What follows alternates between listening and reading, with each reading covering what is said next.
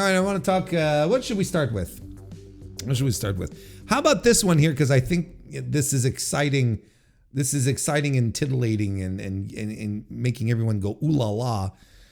Because there is, we're reading this article off of the Figure 4 online, the Wrestling Observer, because there has been news coming out that AEW pay-per-views will become available for purchase on HBO Max, whether or not they will be. The news coming out is that we will have an answer soon. Sooner than later, boys and girls, ladies and germs, we are going to we're finally going to get an answer to one of society's biggest questions right now, which is, will there be WWE pay-per-views on Max? Wrestling Observer Live Sunday host Andrew Zarian posted on X Thursday, that is today, that he is, quote, hearing that there will be an announcement regarding AEW pay-per-views on HBO Max in the coming weeks. The ability to purchase AEW pay-per-views on the app of their US broadcast rights partner was part of AEW's new TV/streaming rights deal that kicked off this past January. When Khan was asked about an update on a media call earlier this year, he said there was no timetable ever given or an expectation that technology would be available in the first half of the year. AEW has four PPVs remaining in 2025, with September's All Out, October's Wrestle Dream, November's Full Gear, and December's World's End. AEW archive content and weekly simulcasts of both Dynamite and Collision are available on the service currently. I, for one, have a lot of difficulty understanding why AEW fans are so hung up on this idea of the pay-per-views. When are they going to be on Max? When are they going to be on Max? Is it because most AEW fans have HBO Max and don't want to subscribe to any other services? Like, I don't like that. Doesn't even make sense as a thought process, as something to try and break down as to why people are thinking like this. Because I don't understand. Maybe someone in the chat can explain to me.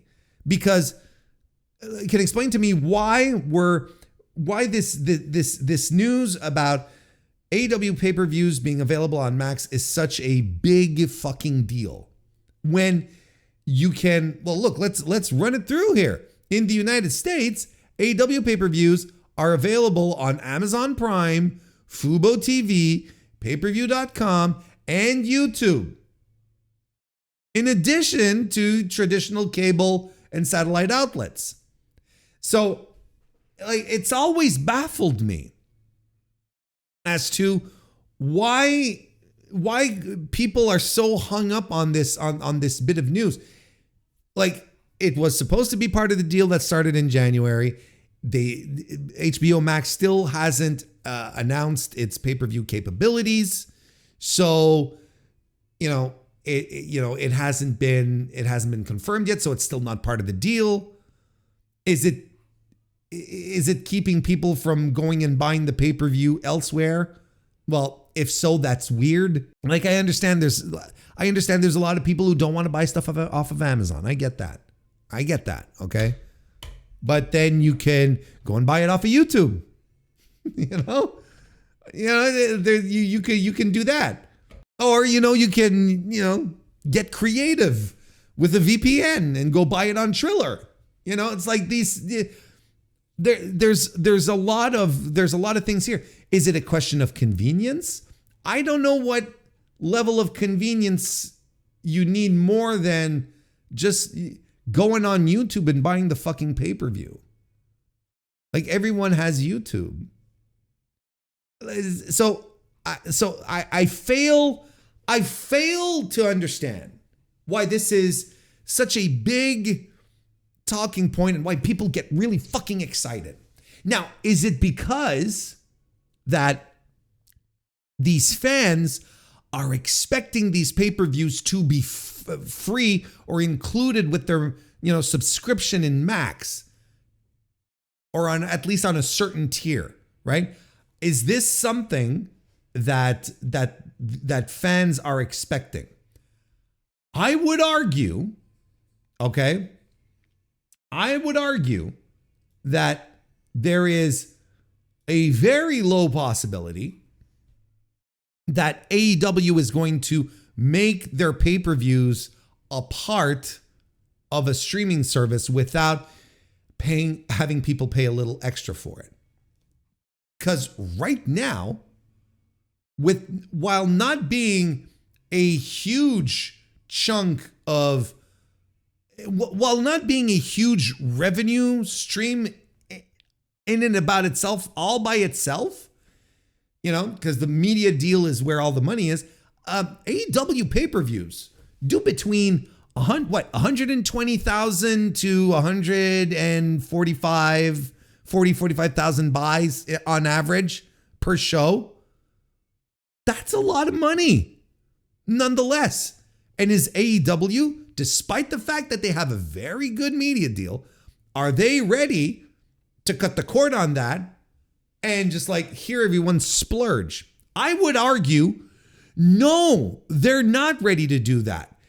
I would argue that they see the issue that the $9.99 all-you-can-eat buffet that the WWE Network created for WWE pay-per-views, because now we're in an era where no one wants to buy for them anymore.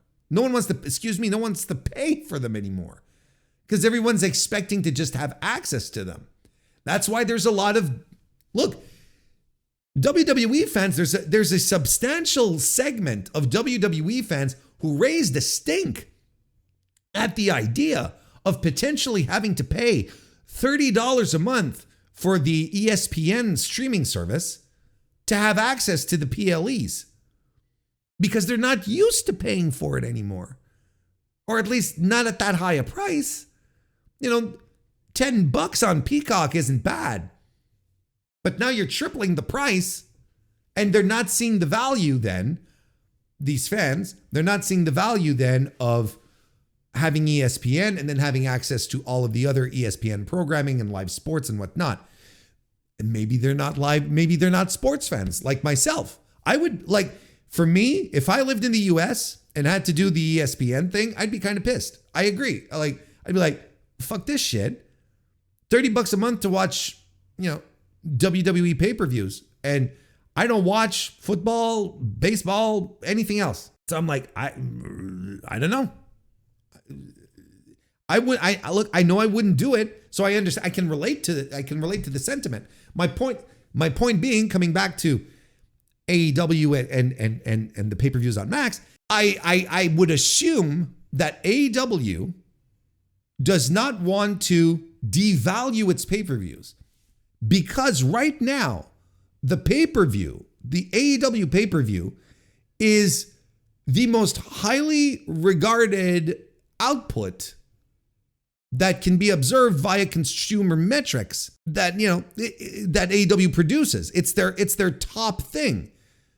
We know because the TV is floundering. They're having trouble drawing people to the weekly TV to begin with. And look, we don't talk ratings here on the show because there are people out there that have been doing it for much longer than I have and who are much more well equipped to talk about it. Dave and Brandon and Joe, they all do tremendous work breaking down ratings. So I'm not going to pretend that I do it, but I do see last night's Dynamite rating. It comes out and you're like, you know what? This is not very good. 2 weeks in a row where it's under 600,000 with a not great demo. 0.13, I think, was the demo. That's not good. That's not good. So they're having trouble getting they're having trouble with the weekly offer, but the pay-per-view always does well. Always sells thousands of tickets. There's always people in the seats because the pay-per-views are guaranteed quality. every single time. It's, the floor on AEW pay-per-views is good. And then it goes from there, seldom underneath. There's not a lot of pay-per-views that AEW has put on in their history where you're like, this wasn't very good. Really not. You can count them on one hand at this point. So the point I'm trying to make here is it is their most prize output. Their most prized piece of content is the pay-per-views. It's the one that people are paying $60 to watch and, rushing to the buildings, and rushing to the pre-sales to buy tickets. It's the only one. So why would they want to try to start and remove its value, devalue it by throwing it into a package like this? I don't think it's a smart strategy, especially when you consider, on top of that, when you consider right now the current landscape, the current media landscape, which can change up and down in 4 years' time when AEW's deal is coming up. But when you look at the landscape and WWE is spreading out, picking up partnerships with all sorts of high-level broadcasters, probably installing some exclusivity clauses in their contracts too. The field for AEW to negotiate once it's going to be time to renegotiate their contract is shrinking. If AEW were to start tomorrow to renegotiate its contracts, think of all the places that they cannot go talk to that they could just a year ago or a year and a half ago a year ago, right? When they were negotiating their deal. They can't go to Disney anymore. They can't go to NBC Universal. They can't go to, the CW is out. They can't go to Netflix. There's other places, don't get me wrong. What I'm saying is that the field is shrinking. And it might be a completely different, it's impossible to predict what's going to happen, and it might be a completely different playing field in 3 to 4 years when it's time for AEW to negotiate its next deal. Who knows?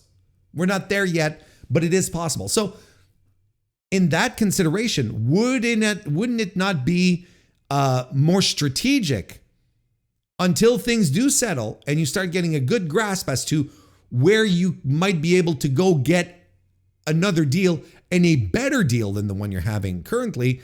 Wouldn't it be strategically smart to keep your pay-per-views as pay-per-views that people actually have to dish out money for? And I would argue that, again, from a business perspective, it's probably the best choice. I'm not talking about a consumer point of view. The consumer point of view is absolutely having the pay-per-views included in the Max subscription. Like, it's a no-brainer. That's what's best for consumer. But I think overall for AEW, that will do it a substantial amount of harm. Just like it did with WWE and the $9.99 WWE Network all-you-can-eat buffet. It ended up hurting WWE more than it helped, because WWE ended up looking back at the network and saying, this didn't work out, this is a failure. Because what did they do? They decided to shut it all down and start licensing instead. I promise you, if the WWE network had worked out, had been profitable, and WWE was making money hand over fist, there would still be a WWE network today. But it's not what happened. Vince got rid of everyone who was behind the network, hired Nick Khan, who said, no, we're killing all of this because the name of the game is licensing deals. You don't sit around trying to distribute yourself, create the content, let someone else pay you to get your content. That's the name of the game. And then Nick Khan came in and did exactly that, settled up all those deals, made WWE bigger, more powerful than ever. Nick Khan will go down in history as Vince McMahon's greatest hire. You could argue between him and Hulk Hogan. You can argue between the two. There's no one else that Vince has ever hired that will have been as significant as those two guys. And you can argue who the number one is. I would go with Nick Khan personally. So does it make sense, chat? Am I making sense? I hope I am. I feel like I feel like I'm bringing this clearly through a good lens. You know, it's like I understand that most people, most fans don't give a shit about media deals and whatnot. They're going to be looking at the streaming service and saying and asking themselves, they'll be like, well, why can't I just get them all in my streaming service? And that is such a fair question, because that's kind of where media consumption has turned over the past decade or so, where it's just like you just pay one place and you get, you know, the smorgasbord every time. And so we've been conditioned to that, you know, but ultimately, I don't think it's a good decision for AEW to do that. And I think probably HBO Max looks at AEW's pay-per-views and goes and probably says, well, you know what, this kind of adds value to the platform if we can, you know, we can add an extra little bit of revenue here. And I'm pretty sure AEW will have a nice little, you know, cut of the cake, a nice little slice of the pie for whatever amount of money they're able to negotiate, whatever percentage they're able to negotiate with Max. I'm sure it'll be much better than if they did it, you know, practically anywhere else, because they're already like intertwined. I feel like this is the most reasonable expectation, right?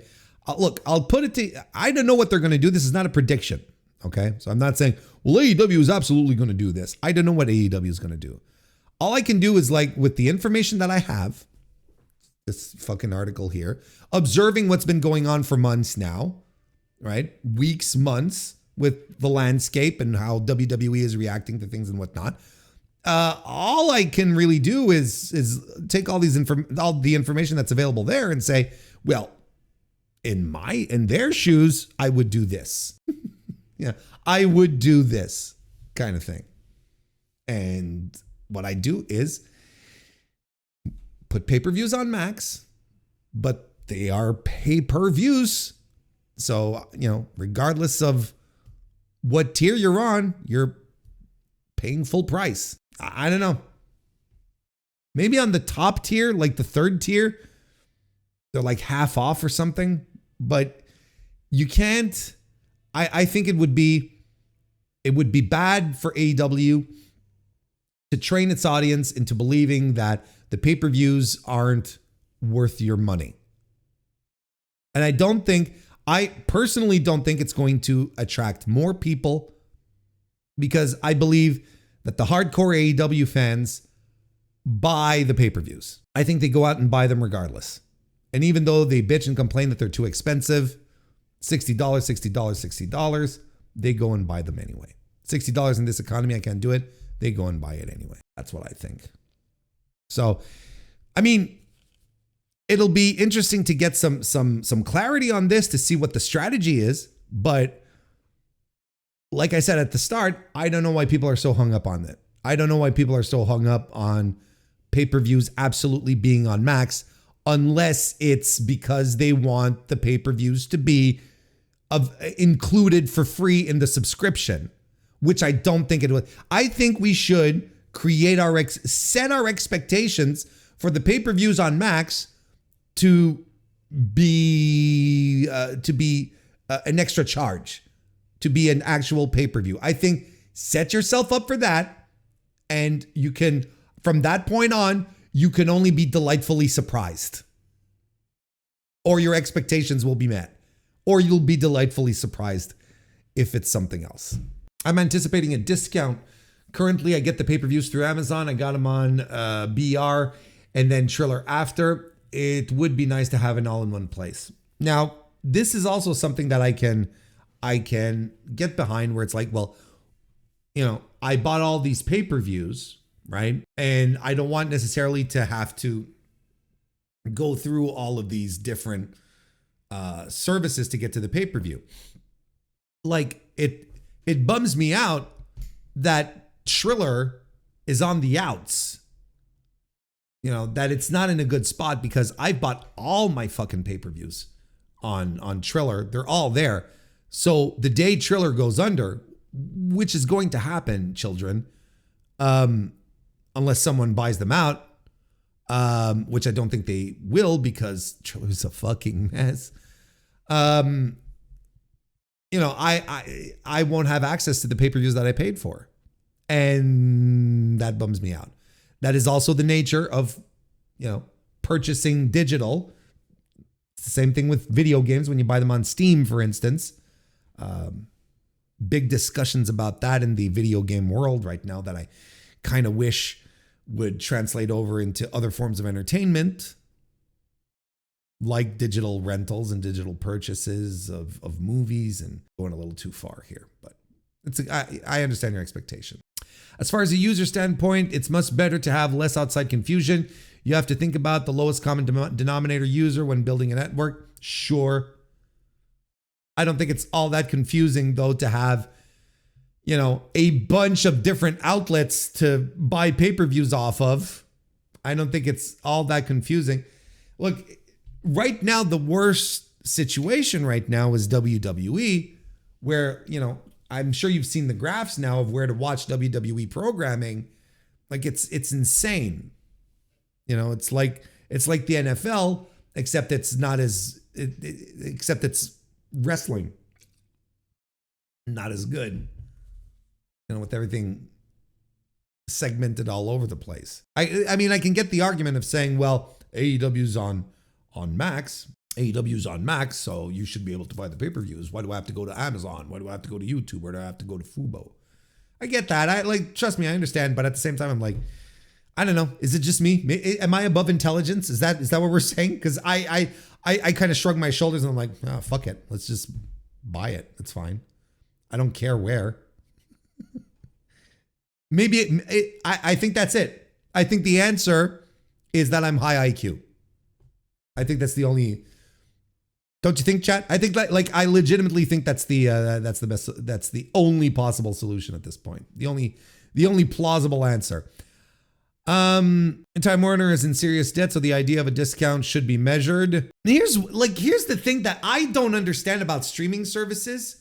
You know, you come from good genes. Oh, please, we're not opening that can of worms here. I know my t-shirt that I've been wearing, you know, for the past week or so. I know it looks like denim. Yeah, I know it looks like jean material, but you know, it's not. It's just cotton, you know, so this is not like Warren's attempt at an American Eagle commercial. Please. What were we saying? Oh yeah, the debt. Here's what I don't understand about streaming services. The amount of money that they can unload onto these companies to get their media rights. And there is no conceivable fucking way in hell that with their user base, they're able to get back all of that money. Okay? Folks, do not forget that UFC is a 7-year deal for $1.1 billion a year. Okay? For Paramount. Paramount has, if memory serves me right, because I saw the numbers recently, I believe it's 7 million. They have 7 million users worldwide. Okay. 7 million users at, what is Paramount? I don't even, $11, $12 a month, something like that. It's on the lower end. Do the math really quickly. And you will see it makes no sense. These deals make no fucking sense. ESPN's doing the same thing. They paid, I don't remember how much for WWE. I think it's like a total of, I don't remember what it is. But then on top of that, like they're renegotiating with MLB to get a bunch of money there. And then they even negotiated with the NFL to get NFL rights there. And they're just plunking out all these millions upon hundreds of millions of dollars, I should say, to all of these companies. And they don't have the user base to back it up. Like, I don't understand. So I understand you. See, to anyone with a brain, Miggy, like myself, Time Warner's in serious debt. So, we got to be careful with the discounts. But then again, I'm like, I don't know. I don't know. Because these companies just keep shelling out millions of dollars for these rights. I don't get it. I don't understand it. I legitimately do not understand it. I'm going with Nick Khan as well, but only because I don't want to give Hogan credit for anything. Oh, that's fair. But I think he is like legitimately the best hire. Like whether how you feel, regardless of how you feel about Hulk Hogan, I really do feel like Nick Khan is probably the best hire that Vince McMahon has ever done.